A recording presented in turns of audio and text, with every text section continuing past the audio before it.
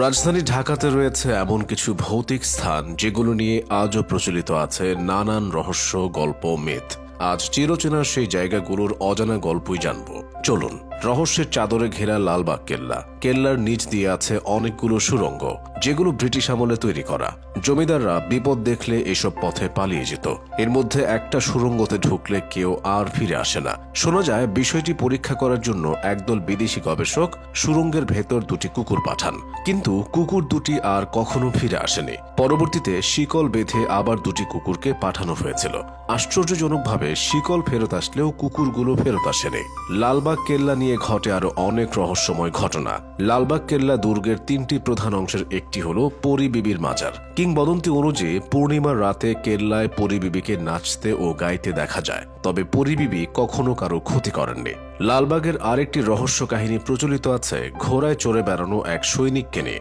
নাম না জানা সেই সৈনিক নাকি প্রায় রাত ৩টার দিকে কেল্লা মসজিদের আশপাশে কিছুক্ষণ ঘোরাঘুরি করে চলে যায়। স্থানীয়দের মতে কে এই লোক, কোথা থেকে আসে, পুরো ব্যাপারটা এখনো রহস্যময়। বিষয়টি যাচাই করতে নামাজ কক্ষের চারপাশ খুঁজেও চোর বা অন্য কোনো মানুষের উপস্থিতি কখনো পাওয়া যায়নি। কথিত আছে শায়েস্তা খানের আমলে ফজরের নামাজ পড়ার জন্য সৈনিকরা সবাই কেল্লায় একত্রিত হতেন। অনেকে বলেন এই রহস্য মানব সেই আমলেরই কোনো সৈনিকের ঘুরে বেড়ানো আত্মা। পুরান ঢাকার মিষ্টি দোকান। পুরান ঢাকার কিছু মিষ্টির দোকানে রাত ৮টার দিকে কয়েকদিন পর পর কিছু লোক এসে ১০-১২ কেজি মিষ্টি কিনে নিয়ে যায়। দোকানে ঢুকে দোকানের মালিককে লাইট নিভিয়ে দিতে বলেন তারা অন্ধকারে আসে, অন্ধকারে চলে যায়। এই লোকগুলো আকারে অনেক লম্বা এবং তাদের চেহারা আজ পর্যন্ত কেউ ভালো করে দেখতে পারেনি। প্রচলিত আছে এরা জিন প্রজাতির। পুরান ঢাকার বেশিরভাগ মিষ্টির দোকানিরাই তাদের কথা জানেন। মূলত এই গল্প থেকে নুহা সুমায়ুন তার ভৌতিক সিরিজ পেট কাটা মূর্ধন্যস্য গল্পটি বানিয়েছেন, যেখানে ভূত চরিত্রে অভিনয় করেছেন আফজাল হোসেন এবং চঞ্চল চৌধুরীর মতো কিংবদন্তি শিল্পীরা। শাড়ি পরা বউ। পুরান ঢাকার একটি গার্লস স্কুলের সামনে প্রায় রাত ১২টার পর একটা বউকে হেঁটে যেতে দেখা যায়। তার পরনে থাকে লাল পাড়ের হলুদ শাড়ি। তিনি কোথা থেকে আসেন এবং কোথায় যান তা আজ পর্যন্ত কেউ শনাক্ত করতে পারেনি, তবে তিনি কখনো কাউকে ভয় দেখিয়েছেন বলে জানা যায়নি। একবার দল বেঁধে অনেকে তার পেছন পেছন গিয়েছেন। দেখা গেল তিনি শুধু হাঁটছেন এবং হাঁটছেন, পথ আর শেষ হয় না। উল্টো পেছনে যাওয়া দলটি ঘোরের মধ্যে পড়ে যায়, কোনো রকমের যান নিয়ে ঘরে ফিরে আসেন। দুইজন বাসায় ফিরে তীব্র জ্বরে আক্রান্ত হন। মিরপুর ইন্ডোর স্টেডিয়ামের জায়গায় আগে একটি পুকুর ছিল। সেই পুকুরে কয়েক বছর পরপরই মারা যেত মানুষ কিংবা কেউ নিখোঁজ হতো বলে শোনা যেত। একদিন দুপুরবেলা ৬ নম্বর সেকশনের নান্টু নামে একজন পুকুরে গোসল করতে নামে, কিন্তু সে আর উঠে আসে না। পুকুর পাড়ে তার স্যান্ডেল, লুঙ্গি, গামছা সব পড়েছিল।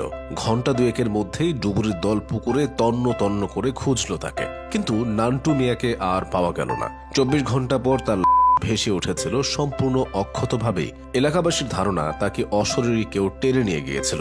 এছাড়া ইন্ডোর স্টেডিয়াম তৈরির সময়ও অনেক সমস্যা হয়েছিল বলে শোনা যায়। এয়ারপোর্ট রোড ঢাকার সবচেয়ে পুরনো মহাসড়কগুলোর অন্যতম। এই মহাসড়ক নিয়ে রয়েছে নানান ভুতুরে গল্প। গভীর রাতে এখানে নাকি অশরীরী দেখা পাওয়া যায় এমন দাবি করেছেন অনেকেই। গাড়ি চালাতে চালাতে হঠাৎ করে চালক আবিষ্কার করেন বিপরীত দিক থেকে সাদা পোশাক পরিহিতা এক নারী অসম্ভব দ্রুত গতিতে গাড়ির দিকে ধেয়ে আসছে। অনেক চালকই এমন অবস্থায় ভয়ে নিয়ন্ত্রণ হারিয়ে দুর্ঘটনার শিকার হয়েছেন। এমন ঘটনার শিকার কারো কারো মতে এই অশরীরী কোনো মানুষ বা গাড়িকে স্পর্শ করে না, ভয় দেখিয়ে দুর্ঘটনা ঘটানোই নাকি এর মূল উদ্দেশ্য। ভয় পেয়ে নিয়ন্ত্রণ না হারিয়ে সোজা গাড়ি চালিয়ে গেলেই মুক্তি মিলবে এই অশরীরীর হাত থেকে। অনেক বছর আগে নাকি ঠিক এই সড়কে একজন নারী তার পুরো পরিবার সহ শিকার হয়েছিলেন দুর্ঘটনার। সেই প্রতিশোধ নিতে আজও এই রাস্তাতেই ঘুরে বেড়ায় সে। অন্যদেরও একই কায়দায় দুর্ঘটনার কবলে ফেলার মধ্যেই অশরীরীর আনন্দ। চাইলেও দিনের বেলায় এই অশরীরীর দেখা পাবেন না। ভুতুরে রহস্যপ্রেমী হয়ে থাকলে যেতে পারেন নির্জন কোনো এক রাতে সেই অশরীরীর সাক্ষাতে, তবে সেক্ষেত্রে দুর্ঘটনা এমনকি মৃত্যুর ঝুঁকি থেকেই যায়। মণিপুরি পাড়ার খ্রিস্টান বাড়ি।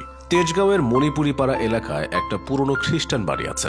লোকমুখে শোনা যায় ওই বাড়িওয়ালার মেয়ে প্রায় ১৬ বছর আগে গলায় দিয়ে নিজ ঘরে মারা যায়। মানসিকভাবে অসুস্থ ছিল মেয়েটি।